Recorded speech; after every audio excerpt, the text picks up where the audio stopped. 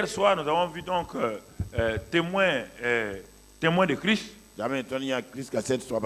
Et on a parlé de l'individu qui doit être témoin de Christ. On a vu deux genres de témoins, le témoin naturel et le témoin spirituel. Et le grand homme appelé Jean-Baptiste était un grand témoin, mais il n'a pas pu aller jusqu'à la fin de son témoignage. Et ça s'est terminé en queue de poisson. Et il est parti. Un autre homme, un de ses disciples appelé Apollos, il a appris les enseignements de Jean-Baptiste. C'est pourquoi lui aussi s'arrêtait au baptême de Jean seulement. Il ne peut pas appliquer le baptême de Jean s'il n'a pas été disciple de Jean-Baptiste. Mais maintenant, ceux qui ont été disciples de Jésus, ils vont faire le baptême de Jésus. Ils ont entendu l'enseignement de Jésus. Ça, c'est Saul de Tarse. Lui, il a eu la révélation. Il a vu la croix, l'ensevelissement, la résurrection, la glorification. Il a vu que le Saint-Esprit est venu vivre dans l'homme. Christ en nous, l'espérance de la gloire. Alors lui, son témoignage était basé sur Christ Jésus. Et c'est pourquoi, là où Apollos n'a pas pu transformer les gens, quand lui est arrivé, il a transformé les gens d'Éphèse. Et au bout de 2 ans, son ministère s'est tellement amplifié que toute l'Asie a entendu parler de l'évangile. Et la parole grandissait, croissait, et s'étendait partout. Lui, il était témoin de Christ. Selon que tu es témoin de quelqu'un, mais tu vas manifester ses intérêts. Un ambassadeur part dans un pays pour son pays. Aucun ambassadeur dit moi je dis. Aucun ambassadeur. Mon pays dit. Voici la position de mon pays. Voici ce que mon gouvernement dit. Aucun ambassadeur ne dit je. Il n'a pas le droit. Alors, toi, tu parles de la part de qui? Quand je dis moi, j'ai reçu quelle révélation tu peux avoir? Un gars, tu étais païen chronique là, Dieu t'a sauvé. Quelle révélation? Il faut dire, il est écrit. La Bible dit. Dieu a dit. Les gens savent que tu parles de la part de quelqu'un.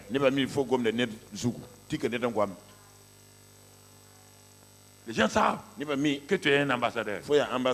Et un ambassadeur qui parle au nom de son gouvernement, on ne peut pas l'arrêter parce qu'il a l'immunité diplomatique. On le protège.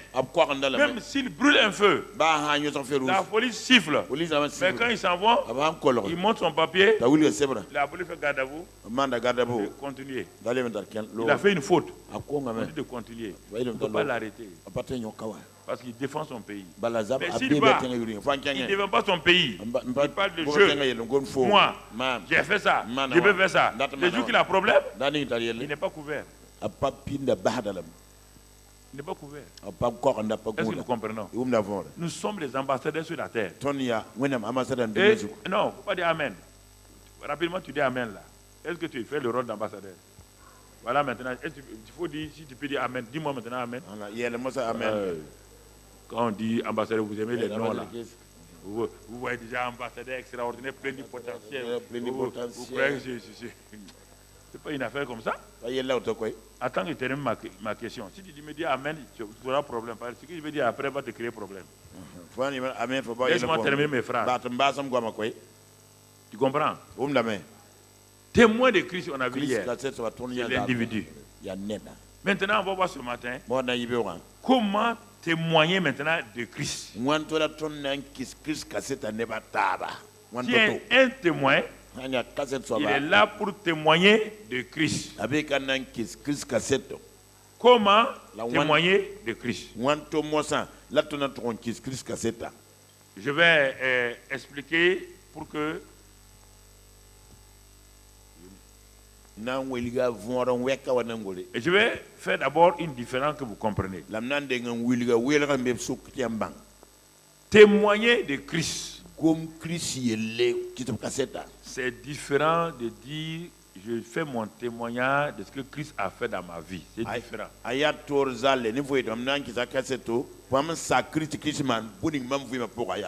gens en Afrique, quand on entend, ils confondent ça beaucoup. Afrique n'est pas calme. On dit mon témoignage. Non.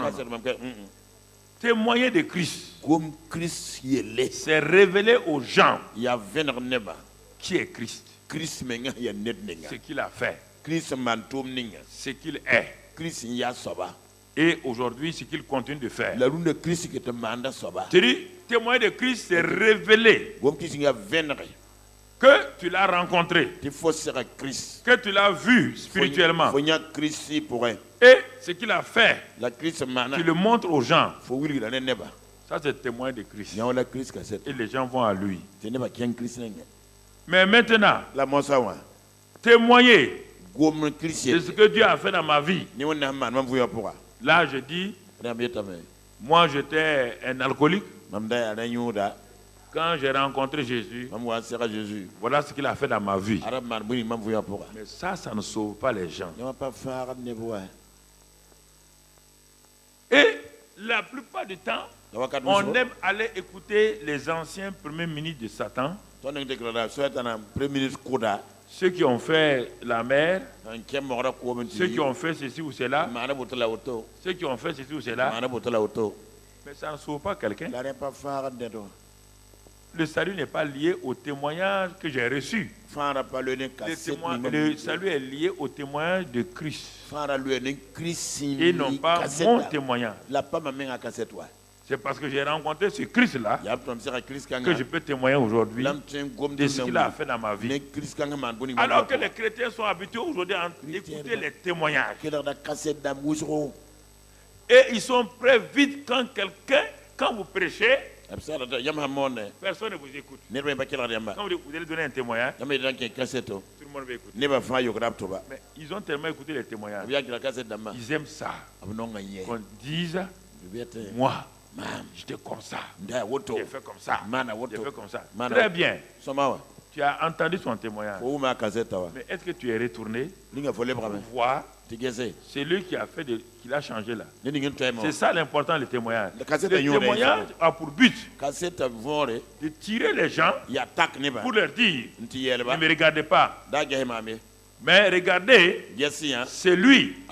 Et la fin du témoignage devrait toujours parler de la rencontre avec Christ. Le Christ crucifié, le Christ ressuscité, et c'est ça. Mais quand les gens terminent leur témoignage, il dit frère, oh là, j'étais malade, mais on m'a amené à l'hôpital. Tout le monde tremblait. Les gens sont venus de gauche à droite. Ils ont prié pour moi. Les gens ont jeûné pour moi. Tu es en train de donner ton témoignage. Et un jour, par leur prière, Dieu m'a guéri. Mais ça ne sauve pas quelqu'un.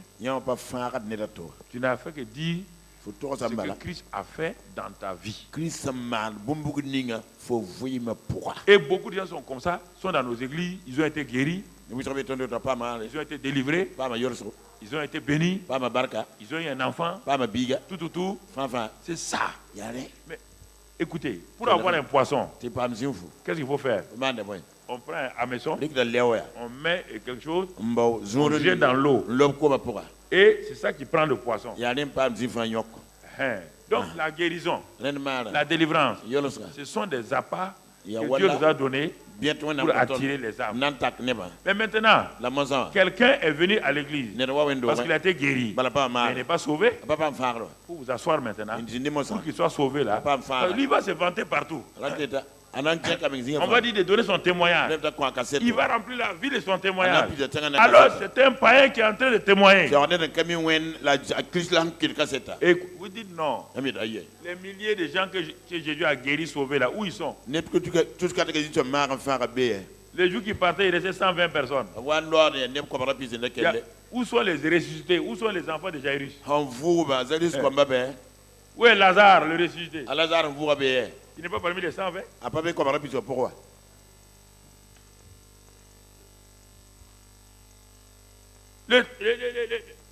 Le piège On a mis l'accent sur les témoignages. On ne témoigne pas de Christ. Nous devons témoigner de ce qu'il a fait. Mais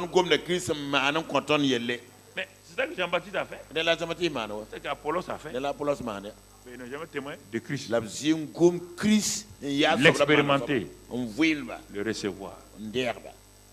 Et c'est pourquoi cette année, Seigneur a dit, appelle mon peuple là. Ceux qui veulent, ceux qui ne veulent pas, sont libres. Ceux qui veulent continuer à tromper les gens, il n'y a aucun problème. Mais si tu veux être honnête, écoute-moi et tu vas comprendre. Et regardons même, allons-y pas à pas pour voir. On va lire par exemple Jean 5, versets 36 à 39. Jean 5, 36 à 39. Jésus dit, moi j'ai un témoignage plus grand que celui de Jean. Car les œuvres que le Père m'a donné d'accomplir, ces œuvres même que je fais, témoignent de moi que c'est le Père qui m'a envoyé. Jésus est en train de parler, de nous rassembler. Qu'est-ce que le témoignage? Il dit d'abord les œuvres qu'il fait. C'est les témoignages, un des témoignages comme ça. Un autre témoin de Jésus. Verset 37. Et le Père qui m'a envoyé a rendu lui-même témoignage de moi.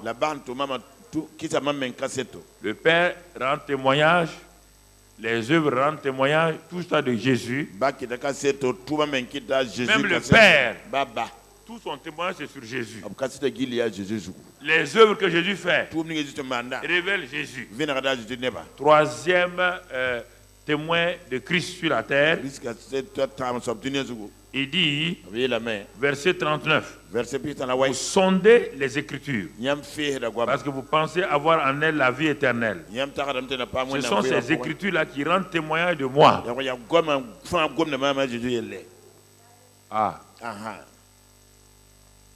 Le Père rend témoignage du Fils. Tous les témoignages du ciel, c'est basé sur le Fils. Les Écritures disent, notre rôle, les Écritures. C'est pourquoi quand tu prends l'Ancien Testament, quand on veut prêcher l'Ancien Testament, voilà comment on prêche l'Ancien Testament.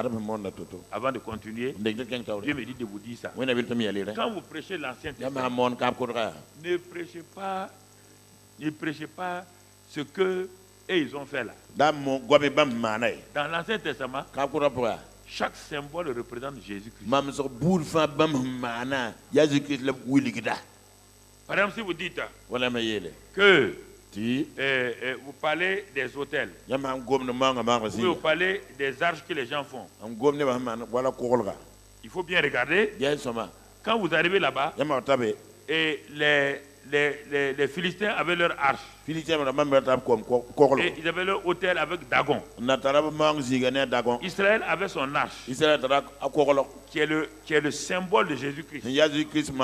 Alors, dans l'Ancien Testament, vous confrontez les deux arches.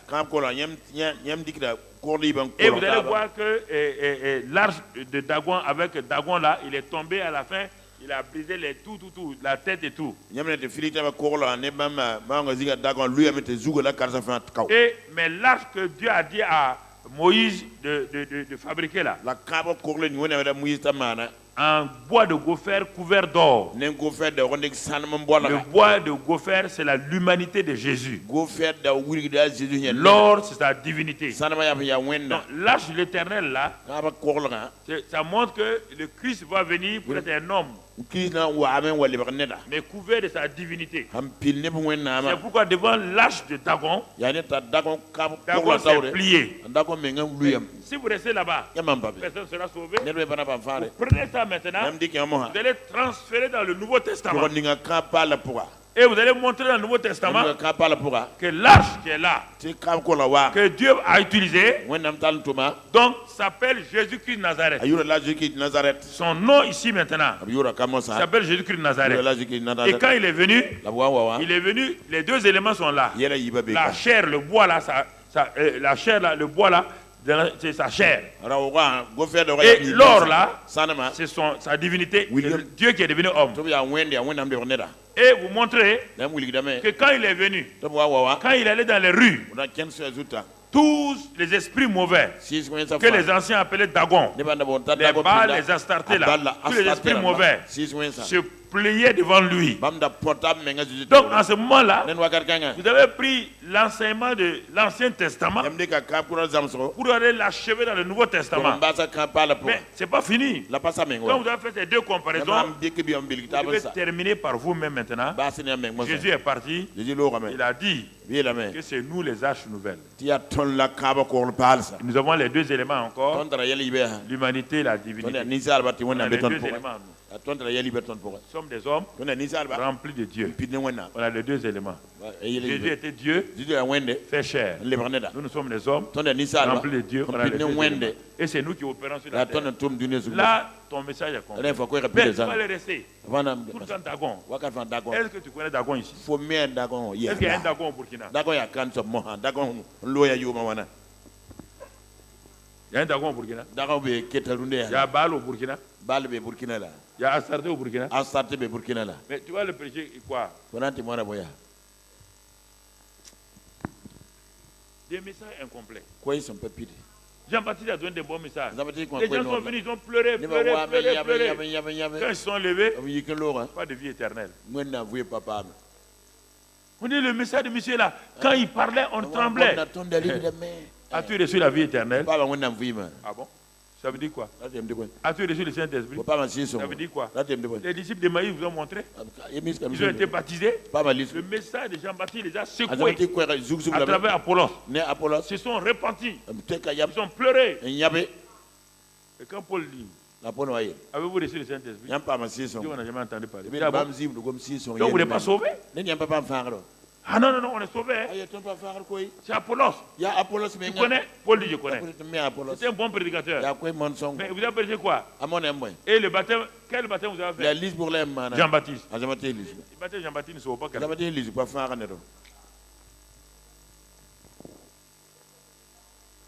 Vous restez au milieu des messages sans les achever. Tout l'Ancien Testament, il n'y a rien de complet là-dedans. Aucun message de l'Ancien Testament ne peut amener quelqu'un à la nouvelle naissance. Aucun.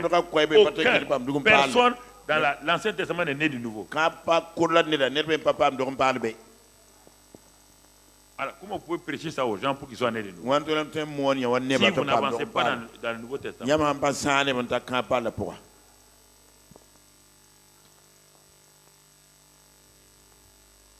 Des messages incomplets, et les gens souffrent entre vos mains.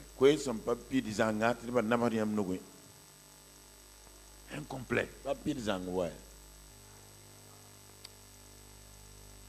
Comment témoigner de Jésus-Christ?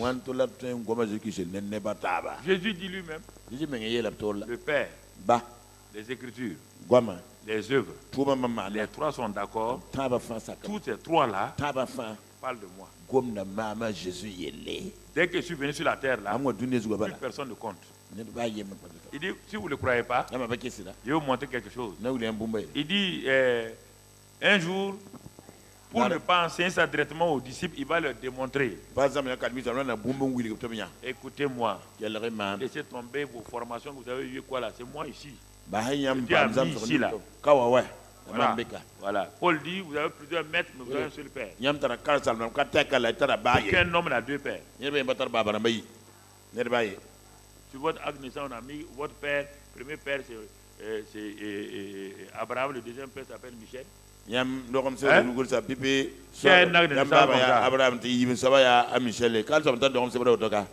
Pourquoi? Écoutez. Les gens ne veulent pas, et même les pierres, quand ils sont venus là, et ils parlent de Moïse, chacun parle de ceci. Écoutez-les. Si vous lisez les évangiles là, ils parlent d'Élie. C'est Élie qui doit venir. C'est Jean-Baptiste. C'est Abraham. Ok. Jésus dit ok. Ils n'ont pas compris encore. Un jour, il fait exprès. Il monte sur une montagne. Il monte sur une montagne. Et il amène les 3 chefs de file là. Pierre, Jean et Jacques. Pierre, Jean, Jacques. Il monte avec eux. Il s'arrête. Il commence à adorer le Père, à parler au Père et tout. Et brusquement, le Saint-Esprit vient pour l'envelopper.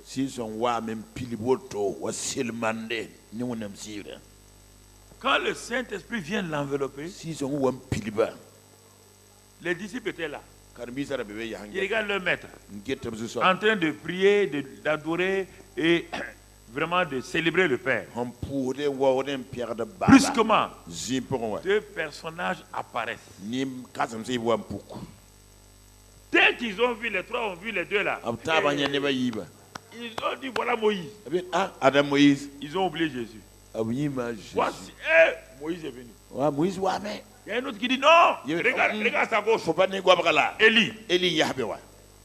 On dit, hein? Enfin, on a vu Moïse et Élie. Ça, c'était un nouveau ministère. Ils ont oublié Jésus. Mais Dieu va leur donner une leçon qu'ils ne vont plus jamais oublier. Moïse représente la loi, tout ce qui est écrit, la loi. Élie représente la puissance. Les prophètes.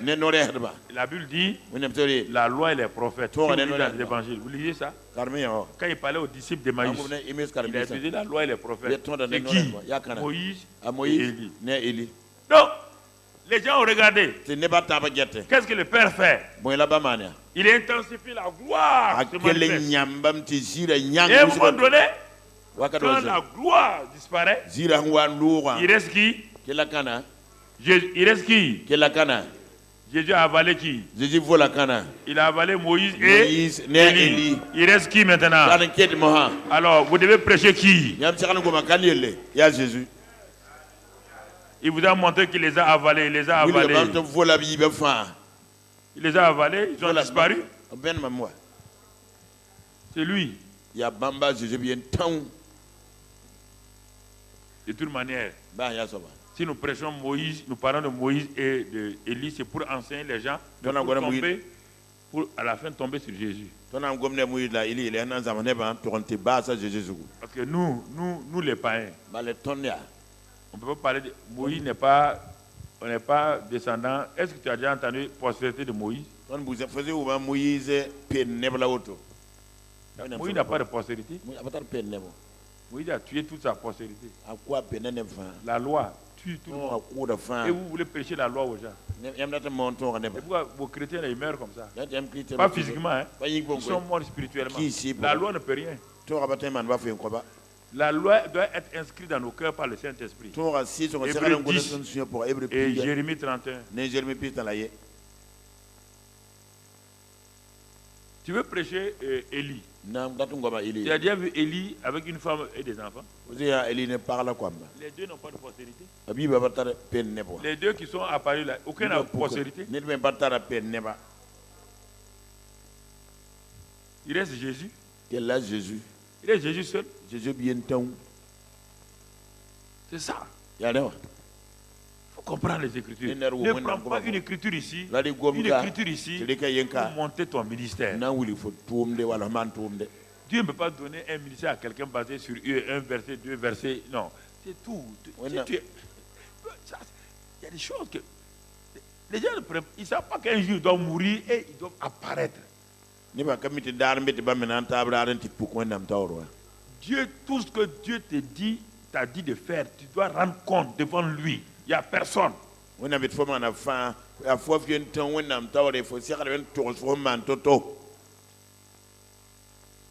Donc, chaque jour, quand tu fais quelque chose, ne pense pas aux gens qui sont là. Pense, est-ce que Dieu approuve ce que je fais, ce que je dis? Est-ce que Dieu, si Jésus était là, est-ce que je vais prêcher comme ça devant lui? Par exemple,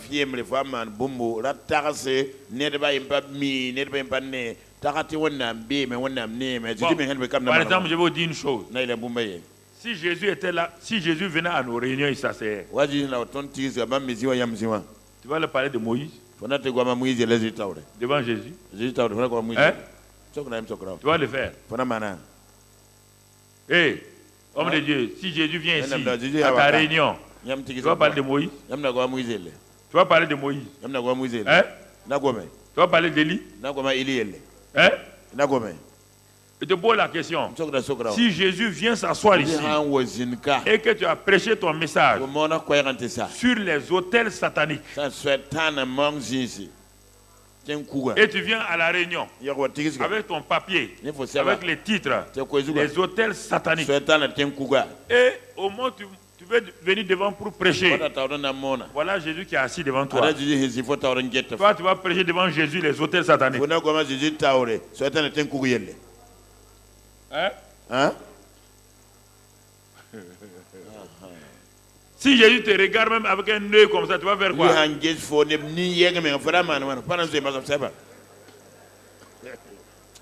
Alors, si tu penses qu'il n'est pas là physiquement, il est en toi. Quand tu montes, tu dis tu vas prêcher Jésus. Et il est en toi, le Saint-Esprit est en toi. Tu dis on va parler aujourd'hui des hôtels sataniques. Saint-Esprit dit ah bon? Moi j'ai été envoyé pour en témoigner de qui? Et toi tu veux prêcher quoi? Il dit bon ok, prêche ton message. Je ne suis pas là-dedans. Quand vous prêchez, sachez que quelqu'un est là et vous écoute. Vous oubliez ça. Surtout les jeunes là. Dès qu'ils voient 3 petites filles assises devant là.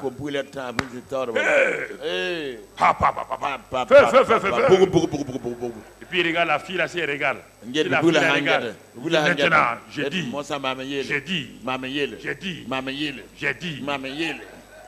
Tu auras une destinée.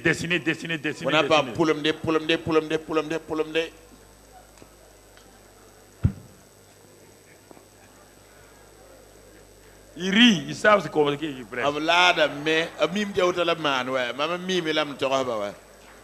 Faut pas prêcher pour les gens. Prêche pour savoir si Jésus était là physiquement. Quand tu vas finir là, tu vas dire mon fils, merci beaucoup de m'avoir aidé. Vraiment, tu as parlé et tu as été mon instrument pour que mon peuple là soit nourri aujourd'hui.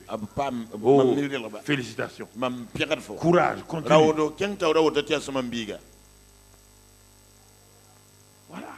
Voilà comment on prêche. Quand tu prêches, sache qu'il est en toi et t'écoute. Tu oublies ça. Dès que les gens montent sur la chaîne, ils oublient qu'il y a Jésus en eux par le Saint-Esprit et qu'il écoute. Il vous regarde. Et vous prêchez tout sauf lui. Il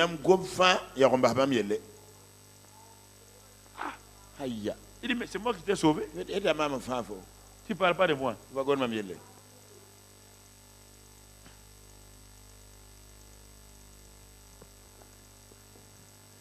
Ça peut aller? Je vais continuer. Ok. Je vais t'aider, jeune homme. Je ne parle pas d'aucune doctrine ici. Non, je parle la Bible. Faut bien réfléchir. Hein? Réfléchis. Un jour, tu vas apparaître devant lui. Que tu veux ou pas, tu vas être devant lui. Et tu n'as pas parlé de lui aux gens. Tu ne l'as pas révélé. Et toi, tu n'as parlé que ton ministère. Comment les gens peuvent être libérés, être sauvés, être prospères. Et les gens laissent leur prospérité sur la terre. Ils laissent leur maison sur la terre. Maintenant, ils montent au ciel. Ils arrivent. Jésus dit, bon, tu es sauvé. Mais tu n'as aucune récompense. Mais, Seigneur, Jésus dit, ah non? Mais ton pasteur t'a dit d'investir sur la terre, non? Tu as investi sur la terre. Mais tu n'as rien investi au ciel. Il dit, bon, regarde mon fils, regarde autour de toi là. Regarde les milliards de gens là. Montre-moi 3 personnes qui sont rentrées au ciel à cause de toi. Montre-moi. Bon, promets-toi. Regarde la foule là. Montre-moi 3 personnes qui sont au ciel à cause de toi. En ce moment-là, tu vas dire, l'investissement final, quand tu as amené, ceux que tu as amenés là sont au ciel. Les récompenses, c'est ça. Tu as beau prêcher à 1000 personnes, 10 000 personnes, mais au ciel, là, s'ils ne sont pas rentrés, ça ne sert à rien. C'est la même chose.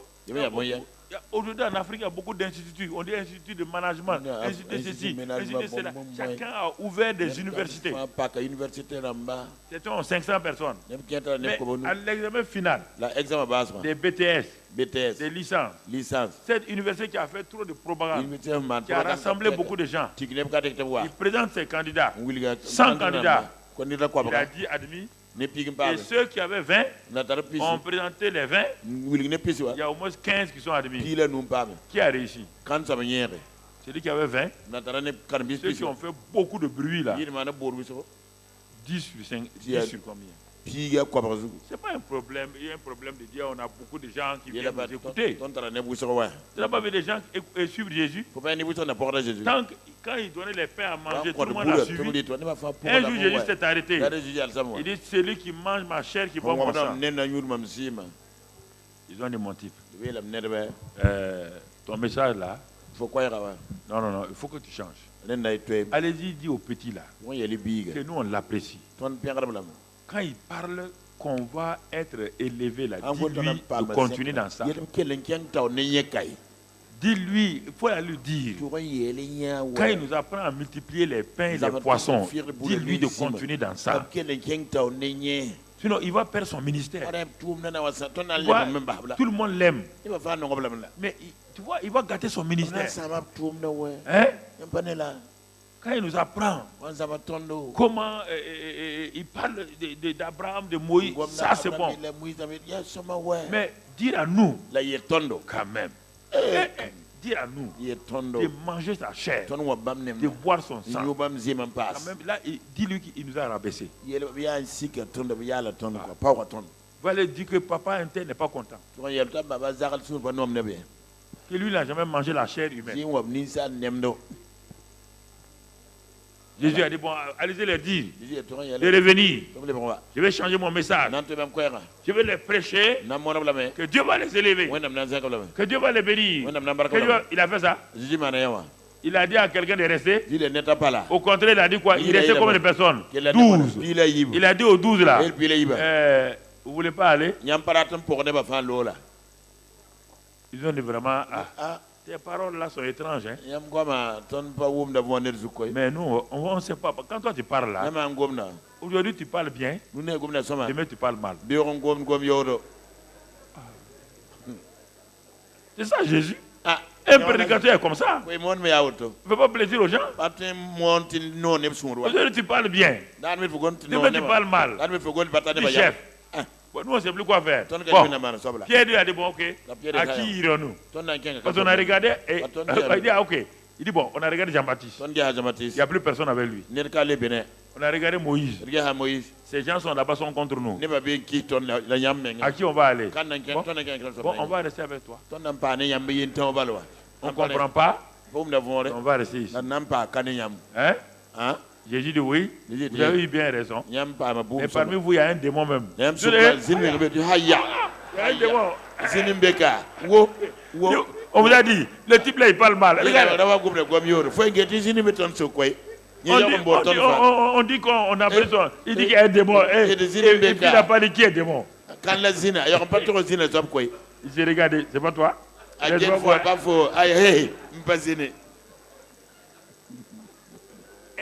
Écoutez, je vais vous parler des choses. Ouais, là, il y a plein de choses que vous mélangez. Mélangez.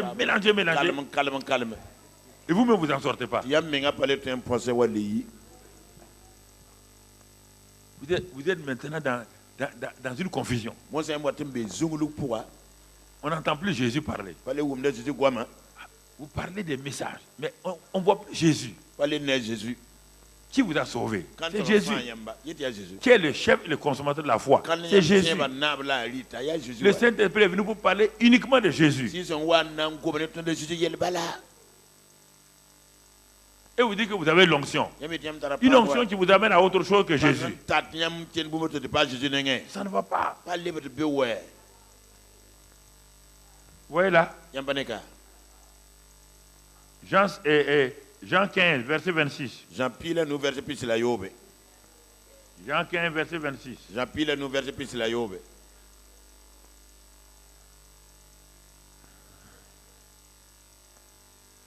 Qu'est-ce que la Bible nous dit? Quand sera venu le consolateur, que je vous enverrai de la part du Père, l'esprit de vérité qui vient du Père, il rendra témoignage de moi. Quatrième témoin maintenant, qui rend témoin de Jésus. 3 témoins, œuvre, Père et les Écritures. 4e témoin, le Saint-Esprit. Donc, tout est fait pour mettre l'accent sur qui? Alors, toi, tes messages ne sont pas sur Jésus. Quelque chose ne va pas. Il faut changer. Il faut changer. Frère, partout. Témoignage de Jésus. Témoignage de Jésus. Pas de soi-même.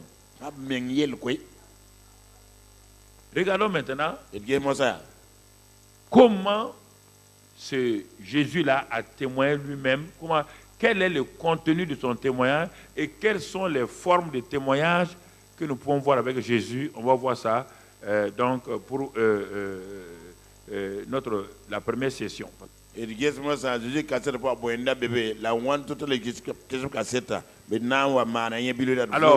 va voir maintenant comment Jésus-Christ lui-même témoignait, comment il témoignait aux gens, et dans son témoignage là il y avait quoi là dans le contenu du témoignage.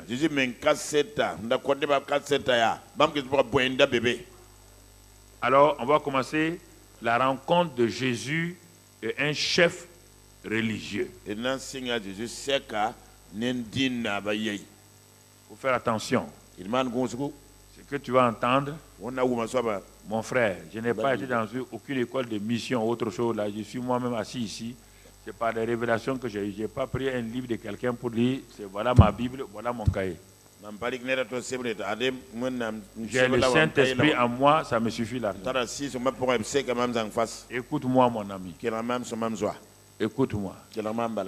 Jésus est un chef religieux. Un homme bien éduqué, instruit dans les voies de Dieu, comme Jean-Baptiste, comme Apollos. Et Jésus a appelé cet homme-là docteur d'Israël. Donc écoutez-moi très bien. Jésus rencontre un docteur d'Israël. Moi-même je dis un, mais il n'y a pas d'article indéfini, dit le docteur d'Israël.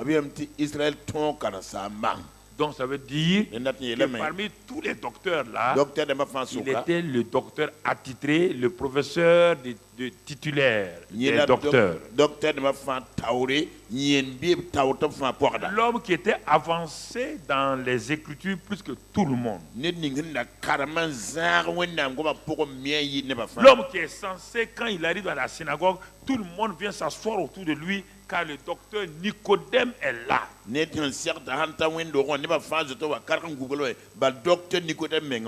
connaît bien les Écritures, Moïse et tout. Tout. Il est sérieux. Mais il y a quelque chose qui va se passer.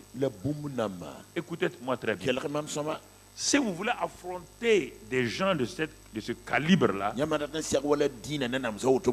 préparez-vous toujours par le Saint-Esprit. Jésus se préparait chaque matin, Marc 1, tout le temps, il se priait et il dit, je ne fais que ce que je veux. Il va rencontrer Nicodème, il sait que le Père l'a déjà préparé. La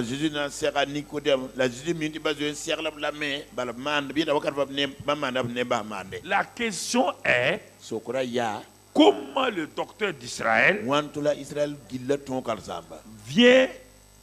vient-il pour écouter Jésus? Première révélation que tu dois voir, ça veut dire que il avait son titre et son titre ne lui permettait pas de rencontrer Jésus publiquement ni en plein jour. Cela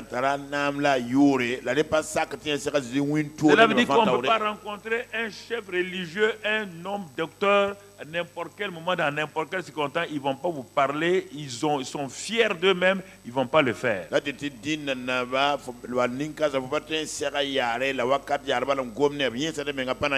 Il faut les rencontrer seuls. Comme ça, la personne est faible, parce que si elle est entourée par des disciples, elle ne va jamais céder devant vous.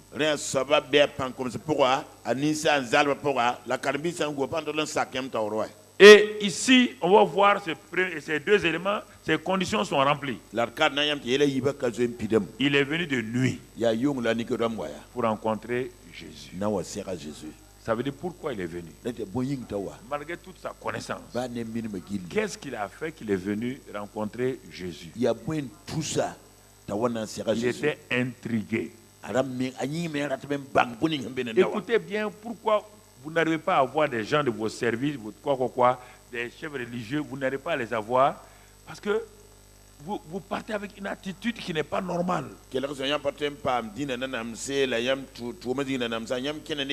Ils ont faim et soif de Dieu, mais ils ne vont pas vous le dire. J'en rencontre dans les milieux religieux. Ils sont intrigués. Nicodème enseigne le matin dans la synagogue. Mais au moins il enseigne là. Il est intrigué par un jeune homme qui est quelque part dans la ville où les foules accourent pour aller l'écouter. Il est intrigué par les gens qui viennent lui dire ce qu'ils ont entendu comme l'enseignement de Jésus. Lui, il a les livres.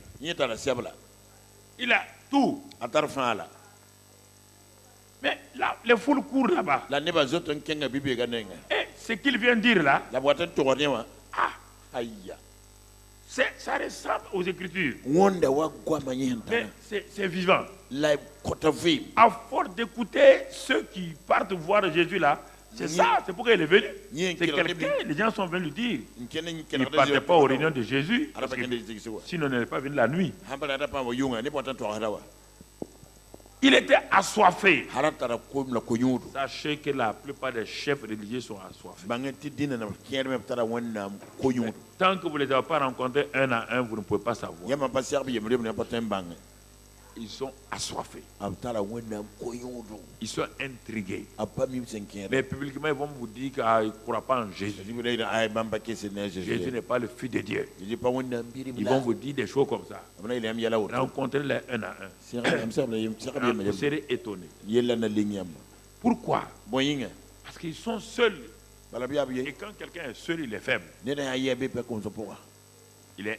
C'est lui qui est devant toi. Donc, c'est Nicodème est venu la nuit. Et quand il est venu, mon frère, dans Jean 3, Jean chapitre 1, et au verset 1 et 2, et on le présente là-bas. Allons au verset 2 directement.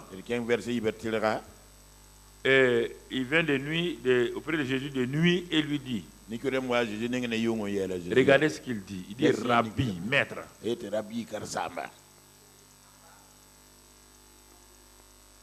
Vous voyez? La fierté d'un chef religieux, vous allez le comprendre. Parce que toute une foule suit un monsieur. On l'appelle le docteur d'Israël. Vous croyez qu'il va parler directement? Non. Il dit Rabbi. Il n'a pas dit d'abord je sais. Nous savons. Comme ça, ce n'est pas lui. Ah oui. L'homme est orgueilleux, il est fier. Si vous ne savez pas comment témoigner à quelqu'un, vous avez des problèmes. Il dit, nous savons. Ça veut dire toute la communauté que je dis là, c'est. Donc, y compris qui? Moi-même. Mais il n'a pas dit je sais. Sinon, c'est comme si c'était lui seul qui sait la communauté. Il dit nous savons. Nous. Donc vous comprenez? Ils savent quoi? Il ne va pas aller directement. Que tu es un docteur venu de Dieu. Il faut l'écouter. Il faut l'écouter d'abord. Parce qu'il est en train de parler. Il ne veut pas reconnaître Jésus comme le Messie. Parce qu'il a des gens derrière lui. Il faut aller mollo mollo. Et la plupart des chefs religieux sont comme ça. Si vous ne comprenez pas leur pensée, vous avez des problèmes. Si vous ne comprenez pas leur mentalité, vous avez des problèmes. Tu comprends? Il ne veut pas le reconnaître comme le Messie. Mais tu es venu de Dieu. Ah. Il n'a pas dit tu es Dieu. Mais tu es venu de Dieu. Il perd ses mots. Il est diplomate. C'est un tacticien. Il avance les cartes sans les révéler. Ah. Mais vous êtes pressé. Vous voulez dire tant. Vous arrêtez la discussion et puis il s'en va, il se ferme. Jésus l'a écouté, il l'a regardé. Car Jésus n'a rien dit. C'est lui qui continue. Jésus le regarde seulement. Car personne ne peut faire ces miracles que tu fais si Dieu n'est avec lui. Et regardez ce qu'il a dit là. Et ça vous enchante. Il n'y a rien de vrai là-dedans.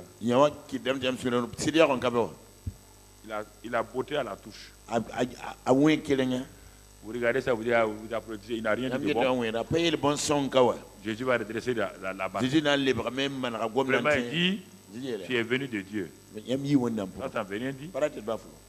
Il dit, Dieu est avec toi. Mais jusqu'à présent, est-ce qu'il a reconnu que c'est Dieu? Il y a des formules qu'il faut faire attention. Si on ne reconnaît pas Jésus venu à la chair comme Dieu, il n'y a pas de salut. Tu es venu de Dieu. Tu n'es pas Dieu. Dieu est avec toi. Dieu est avec toi. Prouve que tu n'es pas encore Dieu. Simplement, comme tu es venu de Dieu, et Dieu est avec toi, tu fais des miracles. Jésus n'a pas... S'il continue là-bas, il y aura une impasse. Ça sera bloqué. Jésus va changer. Jésus va changer. C'était un stratège. Quand je vais te parler de ça, et puis je vais te parler de la Samaritaine. Il apporte les gens. Il faut savoir, il faut laisser le Saint-Esprit vous parler. Quand vous parlez à quelqu'un, laissez le Saint-Esprit. Il ne faut pas commencer à citer les versets. Jésus n'a pas cité un verset ici. Quand le monsieur est venu, il n'a pas cité de verset. Vous comprenez? Donc, il va doucement. Répond de Jésus. Jésus fait entrer une nouveauté que Nicodème connaît, mais qui n'a jamais prêché.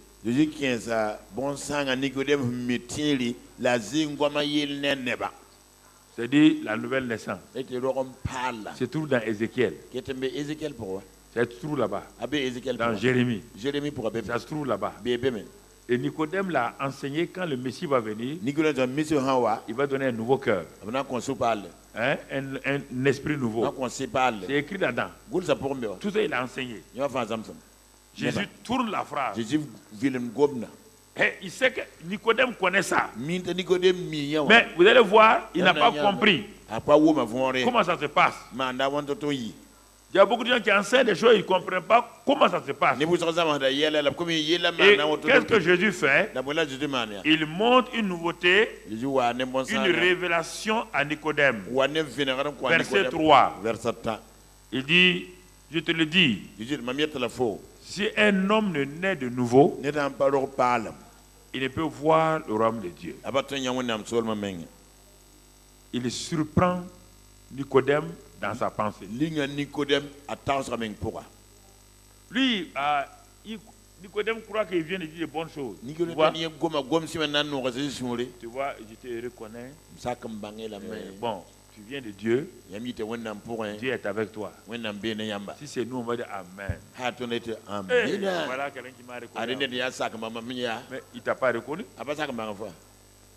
Il n'a pas parlé de ton identité. Il n'a rien dit sur ton identité. Tu es venu de Dieu. Ça, ce n'est pas une identité. Dieu est avec toi. Ce n'est pas une identité. Est-ce que vous comprenez? On dit, ah oui. Wow, formidable. Nicodème, félicitations. Il dit non. Il dit, je te le dis en vérité. Écoute-moi maintenant, docteur. Si un homme est né de nouveau, il ne peut pas voir. Ah? Le problème de Dieu, c'est quoi exactement? Mais nous, on l'a prêché. Ah. Il amène, c'est-à-dire, il amène Nicodème à venir à lui-même. Est-ce qu'il a parlé des péchés de Nicodème? Est-ce qu'il a condamné? Rien. Si un homme ne naît de nouveau, il ne peut pas voir le royaume. Ça va pousser Nicodème. Maintenant, il a réajusté la discussion. Quand avec la Samaritaine, c'est la même chose. La Samaritaine a parlé d'autres choses. Il réajuste. Donc, quelqu'un, il faut apprendre à réajuster ce que tu veux atteindre là. S'il prend l'autre route, tu continues, il va t'amener dans un trou, dans une impasse. Tu dois redresser les gens. Redresse-les au fur et à mesure que tu progresses. Redresse les gens. Mais de façon polie. Il dit, si un homme est né de nouveau, un concept nouveau, ça va demander une question. Et la question logique, Nicodème répond. Regardons la réponse de Nicodème. Nicodème lui dit, comment? Voilà. Donc la discussion est retournée dans le sens où Jésus contrôle la discussion maintenant. La plupart des gens veulent discuter avec vous pour vous amener à discuter à la fin. Ils vont dire, bon, Jésus, on le reconnaît, il est un prophète, il va vous, et puis après, en queue de poisson, vous partez et vous êtes déçus. Jésus redresse la discussion, redresse. La chose importante, c'est la personne Nicodème, ce n'est pas Dieu, c'est Nicodème lui-même. Quand il a dit ça, la question de Nicodème est tellement logique. Comment, il dit, mais comment un homme peut-il naître de nouveau quand il est vieux? Peut-il rendre... Jésus va le montrer maintenant que son doctorat là est purement charnel. Charnel. Puisqu'il ne connaît même pas comment, le comment. Il a les Écritures. Il a enseigné tous ces passages d'Ézéchiel. 37 là, il a enseigné tout ça. Il a enseigné ça. Un cœur nouveau, un esprit nouveau. Un esprit, il a tout enseigné. Mais dans la pratique, il ne connaît pas. Il dit, donc un homme qui est vieux peut rentrer dans le sein de sa mère. Mentalité, c'est charnel. Jésus n'a pas ri. Il n'a pas. Non, il continue. Il maîtrise la situation. Il va diriger maintenant. Il va diriger. Lui, il devient le maître. Mais quand vous êtes sentimentalisé, vous commencez à dire, bon, tu ne comprends pas. Vous commencez à discuter. Vous perdez le contrôle pour amener quelqu'un à Christ. S'il pose des questions, laissez-le poser des questions. Restez constant. Restez constant. Vous voulez atteindre un but. Restez constant. Posez des questions précises.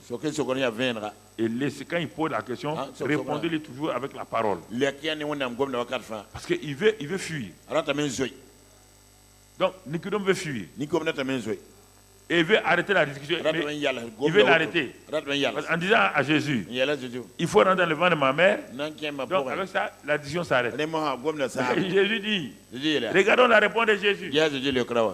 Il dit en vérité, il reprend encore. En vérité, je te le dis. Il donne un nouveau, il ajoute autre chose maintenant. Si un homme né d'eau et d'esprit, il ne peut entrer dans le royaume de Dieu. Vraiment, il ne peut pas voir, comprendre. Maintenant, il doit rentrer. Donc, pour rentrer dans le royaume de Dieu, il faut naître d'eau et d'esprit. Nicodème rentre en lui-même. Je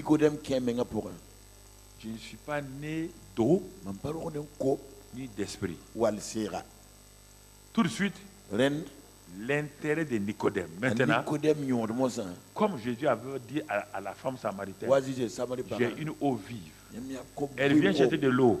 J'ai une eau vive. La femme dit, ah bon?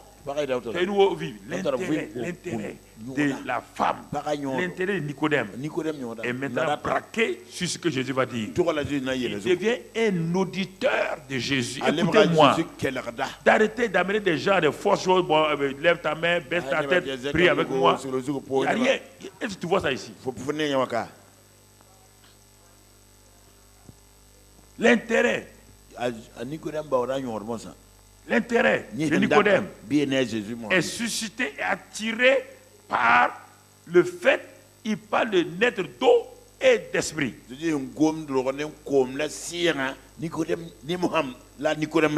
il a dit, est-ce qu'on peut naître de nouveau par le vent de sa charnelle? Dieu, Jésus dit non. Il n'a pas expliqué ça même. Pas expliqué, pas t'arrêter, non. Non, il a continué. Quand quelqu'un est intéressé, si vous laissez quelque chose d'autre entrer, il va vous distraire. Il a continué. Continué. Naître d'eau et d'esprit. Naître d'eau et d'esprit. Il est en train d'avancer. Le type dit,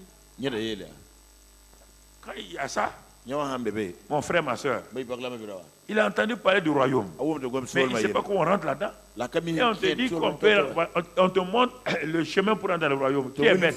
Tu vas vouloir rentrer dans ce royaume-là, puisque il y a longtemps tu l'as enseigné.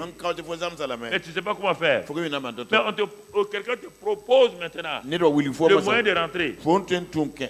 Donc Nicodème, il a tout ce qu'il connaissait de la peau de côté. Maintenant, c'est l'individu qui est là. C'est l'intéressé qui est là. C'est lui-même qui est intéressé maintenant. Le verset qui suit. Jésus dit, ce qui est né de la chair est chair. Il vient de répondre à sa question. Est-ce qu'il faut naître par ma mère? Il vient de répondre à la question intelligemment. Mais avant de répondre à ça, il n'a pas d'abord la nouvelle naissance une deuxième fois. Maintenant, il va répondre à Nicodème. Mais sans parler de sa maman. Il parle de chair. Un concept nouveau que même Nicodème ne comprend pas. Ce qui est né de la chair est chair. Ce qui est né de l'esprit est esprit. Ah. Donc, il montre à Nicodème que il est né de chair. Et donc, ce dont lui parle, c'est l'esprit. Ah. Le monsieur est là. Vous voyez, il a oublié tout ce qu'il avait dit au départ. Ce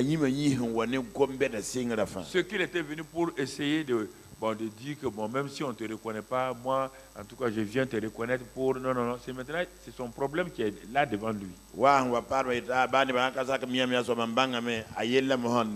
Jésus n'a pas condamné Nicodème, il n'a pas condamné aussi la femme samaritaine. Il va les amener simplement à une réalité spirituelle. Vous voyez, le Saint-Esprit est en train de les diriger. Ces paroles sont des paroles précises. pas discuter avec des versets, ça va pas être... Il n'a pas utilisé des versets, il a utilisé des paroles esprit et vie. C'est différent ici des Écritures. Il a plusieurs stratégies devant les gens qui sont devant lui. Il faut savoir utiliser selon que le Saint-Esprit te conduit. Parce que celui qui est là connaît les Écritures déjà. Il n'y a pas de combat. Mais il ne sait pas comment ça se passe, ce qu'il sait, il ne sait pas, c'est le comment. Nicodème a la connaissance, mais il ne sait pas le comment. C'est ça que Jésus va le montrer. Verset suivant. Ne t'étonne pas que je t'ai dit, il faut que vous naissiez de nouveau. Il répète encore, ne t'étonne pas. Verset 8, il va dire maintenant, quand on est né de nouveau, quel est l'intérêt de la nouvelle naissance? Il dit, le vent souffle où il veut. Tu entends? Et on en entend le bruit. Mais on ne sait pas s'il vient de là ou de là. Il dit, il en est ainsi et tout homme qui est né de l'esprit. Il montre la liberté de l'esprit. Il montre que quand tu nais de l'esprit, tu deviens un homme au-dessus des autres hommes. Ta chair ne te contrôle plus. Ton esprit qui vient contrôler ta chair. Et maintenant, la liberté de l'esprit va te permettre d'aller là où les gens t'attendent là. Il ne peut pas te contrôler. Mais tout le monde, Nicodème est intéressé par ça. Il est intéressé par ça. Regardez, il va, le verset suivant. Ah, Nicodème lui dit, comment cela peut-il se faire? Maintenant, il veut, il n'y a même pas de problème, il cherche maintenant le comment. Donc le gars est intéressé. C'est comme avec Philippe qu'on va voir. Le Philippe est le ministre éthiopien. Il a dit, voici l'eau. Voici ça. Qu'est-ce qui m'empêche d'être baptisé? Parce que Philippe l'a mis dans de bonnes conditions. Ne va pas parler de ton témoignage de choses bizarres à quelqu'un. Témoigner de Christ est différent de faire ton témoignage de ce que Christ a fait pour toi. Et il te montre là ce qu'il y a. Comment cela peut... Jésus dit avant, verset suivant. Tu es le docteur, il n'a pas un. Tu es le docteur d'Israël et tu ne sais pas ces choses. Tu ne sais pas comment on est de nouveau. Mais pourtant tu enseignes tout le monde. Tu enseignes tout le monde et tu ne sais pas. Regardez, Jésus va continuer. Il va continuer. En vérité, je le dis, nous disons ce que nous savons. Et nous rendons témoignage de ce que nous avons vu. Vous voyez bien les témoignages. Le témoignage, c'est voir, entendre et voir. Il dit, nous avons vu. Et vous ne recevez pas notre témoignage. La suite, il dit, si vous ne croyez pas quand je vous ai parlé des choses terrestres, ce que je te dis, les choses terrestres là, comment croirez-vous quand je vous parler des choses célestes, des choses qui viennent de l'esprit? Continue. Il va lui montrer, personne n'est monté au ciel. Si ce n'est celui qui est descendu du ciel, le Fils de Dieu, qui est dans le ciel. Tu as lu ça, tu ne comprends pas. Reprends tout le verset. Regarde le verset. On te parle de deux choses. Deux choses ici. Je vais te démontrer ça, pas aujourd'hui, mais je vais te montrer que tu comprends. Regardez, personne n'est monté au ciel. Il dit, si ce n'est, écoute bien, le verbe. C'est lui qui est descendu d'où? Du ciel. Il est descendu d'où? Qui? Le fils de qui? qui est descendu du ciel. Mais en même temps, le Fils de l'homme qui est dans le, il est descendu, en même temps il est dans le ciel. Et tu comprends ça? C'est les deux dimensions. Quand je veux prendre ça pour te développer, peut-être tu vas penser qu'il te raconte une nouvelle doctrine. Il te dit lui-même, même phrase. Il est descendu du ciel. En même temps, il est dans le ciel. Il est descendu du ciel sous la forme de l'homme, tout en restant dans le ciel. Il est Dieu, toujours dans le ciel. Et quand on devient chrétien, on est sur la terre, en même temps dans le lieu céleste. Un chrétien qui vit uniquement sur la terre n'est pas un chrétien. Les deux dimensions. Tu es sur la terre, en même temps assis dans les lieux célestes en Christ. Il dit, je suis descendu. En même temps, je suis dans le ciel.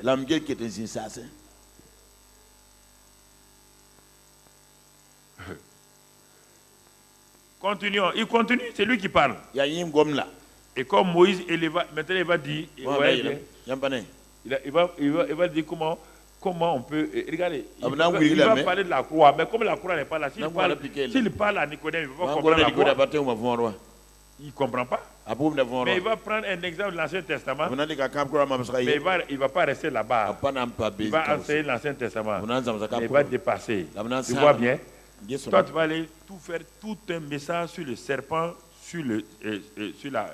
tout un message de 2 heures sur le serpent, sur la perche.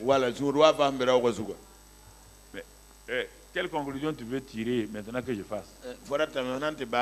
Pasteur, tu me parles, il y avait un serpent que Moïse a élevé. Le serpent a été élevé. Les gens ont regardé vraiment des serpents. Il y a les serpents anciens. Il y a les serpents brûlants. Pourquoi tu me parles des serpents? Celui qui va devenir comme le serpent, là, c'est lui qui est là, il est en train de parler. Il n'a pas développé ça. Il dit, comme Moïse éleva le serpent dans le désert. Tu comprends ça? Il dit, il dit, mais quand Moïse a élevé le serpent dans le désert, là, qu'est-ce qui s'est passé? Déjà, il y a eu guérison. Faux! On ne parle pas de guérison là-bas. On ne parle pas de guérison. Personne n'a été guéri. Va lire ta Bible. On ne parle pas de guérison. Non. Quand Moïse a élevé le serpent dans le désert, les gens étaient mordus par le serpent brûlant. Tous étaient en train de faire quoi? De mourir. Quand il a dit de regarder le serpent, on a dit guéri. Ils vont recevoir quoi? La vie. Le serpent derrière, on ne prend pas ça pour la guérison. On prend ça pour parce que le serpent nous a mordus. Il a mis son poison en nous, le péché. Jésus a été fait péché. Et il dit, si quelqu'un me voit, me regarde, il reçoit la vie éternelle. C'est ça qu'il dit ici. Quand il a dit ça à Nicodème, il a compris. Il dit, oui, je comprends. Je commence à comprendre ce que tu dis. Quand nos gens ont été mordus dans le désert, là, ils n'étaient pas malades. Ils mouraient. L'âme qui pêche fait quoi? Mais s'il regarde à chaud, il est sauvé. Oui ou non? Ceux qui regardaient au serpent, automatiquement, ils étaient quoi? Il recevait la vie. Il recevait la vie. Il dit, bon, comme Moïse éleva le serpent dans le désert, il dit, écoute maintenant, il faut que le Fils de l'homme soit élevé. C'est pas fini. Là, afin que, au temps de Moïse là, on regarde, on voit. En montant, on ne voit pas. Afin que quiconque croit en lui est quoi? La guérison, la délivrance, la vie éternelle.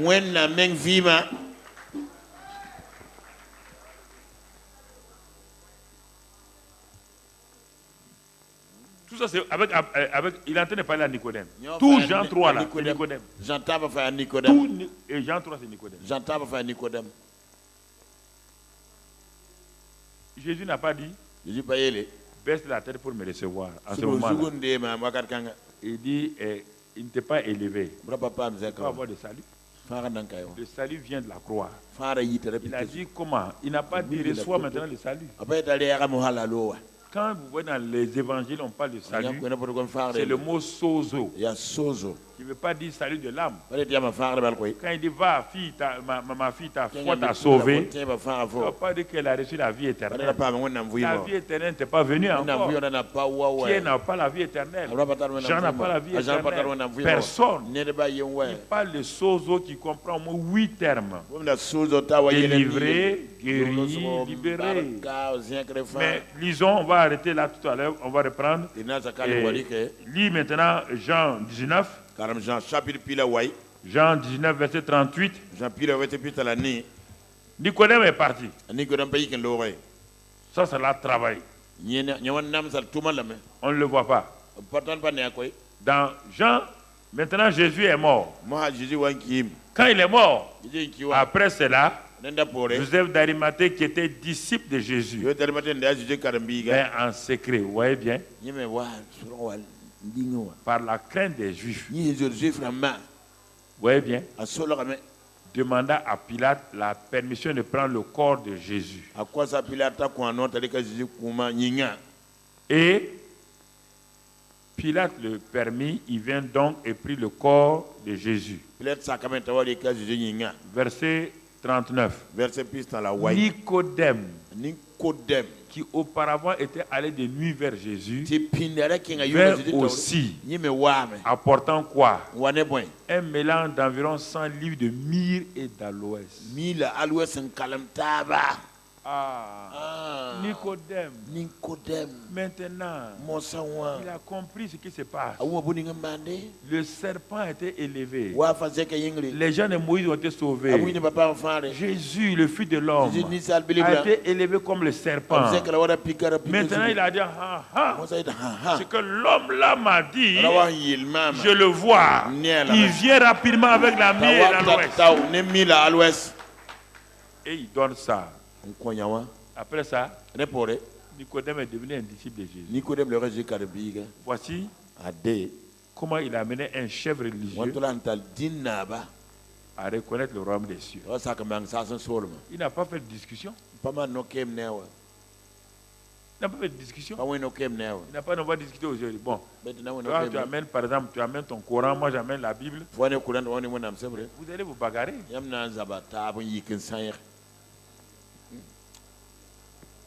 Nicodème et Osborne a expérimenté ça dans son jeune âge. Les gens disent les peuples non atteints. Il n'y a pas de peuple non atteint. Quel est le peuple non atteint là? Mais vous êtes parti avec quoi? Les gens développent des choses, un peuple non atteint, un peuple qui a arrêté des histoires. Tous les Africains étaient un peuple non atteint. Tout le monde. Yorobao, Mosio, Wabeo, Jula, Baoulé. Tous ont été des peuples non. Ceux qui sont venus à l'évangile là. On avait nos cultures. On était fermés à l'évangile. Qu'est-ce qui a fait pour la compris? Pour l'amener quoi? La parole, le Saint-Esprit. Il n'y a aucun peuple non atteint qui va résister devant la parole du Saint-Esprit. Mais ne racontez pas d'histoire qu'il y a des peuples non atteints. Si vous n'allez pas avec la parole et le Saint-Esprit, même les peuples qui sont atteints là, ils ne vont pas vous écouter. Osborne est parti. Comme missionnaire. Voilà, missionnaire. Oui, bien. Quand on dit missionnaire là, s'ils ne sont pas préparés. Mais Osborne a été préparé, il a appris beaucoup de choses sur la mission, tout. Toutes les leçons qu'on apprend dans les écoles missionnaires, il a tout appris. Il est arrivé en Inde, lui et sa femme. Mais chaque dimanche, les chefs missionnaires disaient au jeune Osborne d'aller dans la classe là et d'écrire sur le tableau noir le titre de son message. C'est son travail. Quitte les États-Unis. Vous venez écrire le titre des messages du missionnaire principal. Deuxièmement, il a commencé à faire des études bibliques chez lui. Est-ce qu'on peut faire des études bibliques avec des gens qui... Il a dit aux hindous, aux musulmans, et de venir et tous, ils vont parler fraternité. Souvent, dans les choses de mission, c'est ça qu'on apprend aux gens. Comment toucher les gens. Très bien, ils sont venus. Ils ont pris le thé ensemble. Quand ils ont fini de boire le thé, maintenant, il croit qu'il va gagner les gens parce qu'ils ont bu son thé. Il prend sa Bible noire, il pose. Il dit, on va parler de la parole de Dieu. Les musulmans ont sorti leur Coran rouge. Les hindous ont sorti leur livre. Ils sont assis. Quand Osborne dit Dieu a dit, les musulmans disent Dieu a dit. Les hindous disent Dieu a dit. Osborne est à soi, mais il dit, ah, non, on croyait qu'on avait le seul livre. Notre livre aussi, c'est Dieu. Osborne, il n'a même pas fait 2 ans. Il a dit à sa femme, on va rentrer en Amérique. Or, avant, quand on envoyait un missionnaire, il fallait 6 ans pour retourner. Si tu retournes 2 ans, c'est la honte. Tu as échoué. Osborne dit, échec ou pas, on va retourner à la mer. On va rester ici là. Écris le titre du message. On parle aux gens. Personne n'est converti. Et troisième chose, Osborne a regardé toute la mission là. Il n'y a même pas dans toute la mission, quand il faisait le culte là, il n'y a même pas un national hindou qui est là-bas. Même les cuisiniers n'étaient pas convertis. Et la mission, si vous regardez, c'est ça aujourd'hui. Ils ne sont même pas convertis. Et Osborne dit, lui ne veut pas rester pour perdre son temps. Et qu'est-ce qu'il a fait? Ils sont repartis. Les gens disent, vous êtes revenus? Il dit, on est revenus. Ça ne marche pas la mission. Tout ce qu'on a appris là, ça ne marche pas. Leur professeur était choqué. Comment tu étais bon étudiant en missiologie, en temps de mon frère, ça ne marche pas. Ça ne marche pas. Vous allez faire quoi? Nous, on va chercher Dieu. Ils ont commencé à crier à Dieu. Il a commencé à jeûner. Il a commencé à prier. Et un matin, à 6 heures, il est tellement découragé. Quand il se réveille, Jésus est dans sa chambre. Osborne tombe sur sa face. Jésus part, il s'en va. Et Osborne commence à voir dans sa ville maintenant. Il était le trésorier de sa dénomination. Du district. C'est le secrétaire général, c'est ça, de son district. Il y avait une convention. Il y a une femme de Dieu qui est venue. Il a demandé à ses chefs là-haut, est-ce que lui peut assister à la réunion là-bas? On dit, il y a une femme qui est venue là. Elle parle de Dieu clairement. Donc les chefs ont dit, donc nous on ne parle pas clairement de Dieu. Il faut faire pardon. Il est parti. La femme là a prêché l'évangile de Christ directement. Et la voix lui dit, mais c'est ça. Et puis elle voyait la puissance de Dieu. Un autre homme de Dieu est venu après la femme là. Quelque temps après, Nicodème a dit à sa femme, il dit, Osborne a dit à sa femme, c'est cet évangile qu'on veut. Il est reparti pour jeûner. Quand il jeûnait, le Seigneur lui a dit, mais tu n'as pas besoin de jeûner? Lève-toi. Comment ça allait? Montre aux gens que je suis vivant. Montre aux gens que je suis vivant. Il a dit à son église que lui et sa femme, Samedi prochain, dimanche, ils vont prêcher et puis prier pour les malades. Les gens vont dire, hey Osborne, hey Osborne. Toi tu peux guérir quelqu'un? Il y a des grands hommes de Dieu ici. Quand il a fini de prêcher, il a dit à sa femme, arrête-toi ici. Moi je m'arrête ici. Les gens n'ont pas venu. Les gens voient sa femme. La femme prie, guérison. Lui il prie, guérison. Donc les gens ont dit, mais c'est vrai alors. Oui, c'est la Bible. Il a fait une croisade à côté. C'est lui qui a commencé les croisades à ciel ouvert. C'est le premier dans le monde. 2 ans plus tard, il est retourné en Inde. Il retourne en Inde. Quand il retourne en Inde, il fait une grande croisade en plein air. On dit Osborne est venu. Il vient de quel Osborne? Le petit qui était à la mission. Là. Un nouveau Osborne qui est là. Un Osborne rempli du Saint-Esprit. Un Osborne qui est né de nouveau. Les gens sont venus. Ceux qui discutaient avec lui là. Osborne a prêché. Dieu lui dit, prêche seulement Jésus-Christ. Ne prêche pas autre chose. Que Christ sauve, qu'il libère, qu'il guérit, qu'il est mort, enseveli, ressuscité. Quand Dieu m'a apparu le 15 février 1975, je ne connaissais pas Osborne. Je l'ai jamais entendu le 7 février. Que là, dans ma chambre à 15 places Arnaud Bernard. 15 places Arnaud Bernard. Je ne dormais pas le matin. Un grand écran sur mon écran. Dieu a commencé à me parler. Il dit, si tu es fidèle, si tu reviens à moi, voici les hommes à qui je vais te faire, tu vas travailler comme eux. Et le dernier nom c'était Osborne. Quand la vision est partie, ça a duré là. Le 15 février même, Jésus lui-même en personne est venu. 15 février 20h, la gloire du Saint-Esprit est venue. 21. Donc, le Seigneur m'a dit, il ne faut pas avoir peur. Donc, j'ai cherché à savoir qui est Osborne. J'ai commencé à demander aux gens de mon église, qui est Osborne? Tu as appris ce nom, un nouveau converti là. Je ne leur ai pas dit. Smith Wigglesworth, où tu as appris ça? J'ai cherché les livres dans les librairies. Mais tout le monde me dit, ne parle pas d'eux, on ne parle pas d'eux ici. Notre dénomination ne parle pas d'eux. Votre dénomination, moi, mon Dieu m'a dit. J'ai cherché le livre en cachette. J'ai commencé à lire. C'est ça là. Donc, moi, je vais devenir comme ça. C'est ça qui m'a donné la passion des âmes.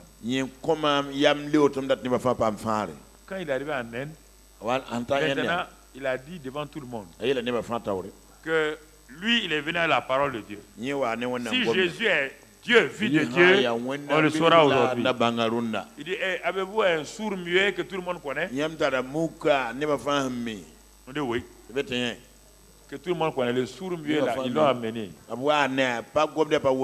Il est sourd muet depuis sa naissance. Il est monté sur la chair. Il a dit, tous ceux qui combattent les autres religions là, envoyez votre délégué. Ils vont prier au nom de leur Dieu.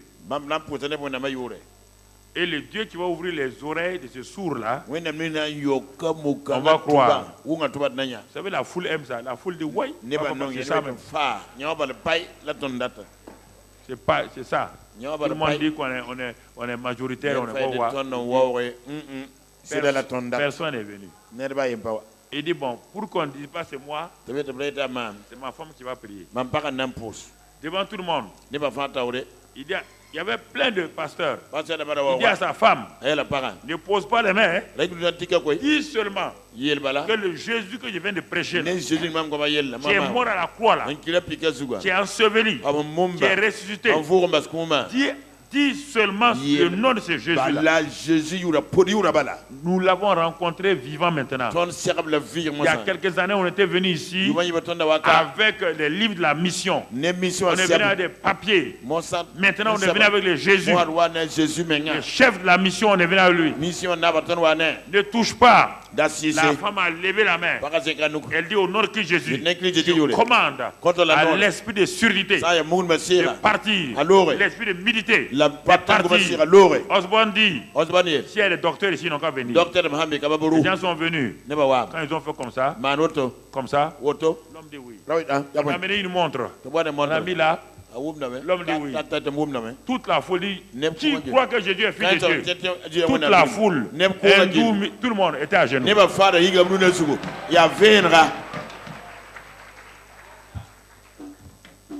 C'est ça, le témoignage. Demain, on va voir l'évangélisation de masse, les croisades de masse. Et après, demain, la mission. Mais maintenant, c'est ça là. Le témoignage doit être sur Christ. Christ. Jésus. Parlez de lui. Le Saint-Esprit glorifie Jésus.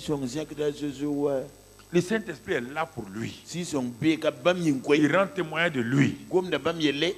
Donc faites cela.